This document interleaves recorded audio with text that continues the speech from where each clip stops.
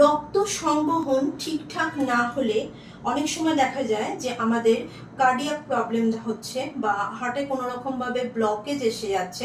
হঠাৎ করে হয়তো এই ব্লকেজ সংক্রান্ত কারণে বিভিন্ন রকমের রোগ এসে কিন্তু বাসা বাঁধছে।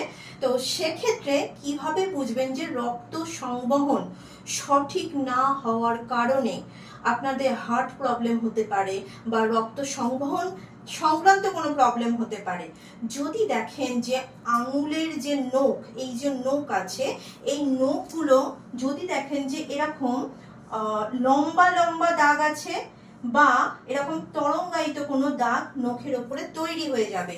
এছাড়া নখের মধ্যে যে চন্দ্রমা থাকে সেই চন্দ্রমা খুব ছোট হবে অথবা খুব বড় হবে।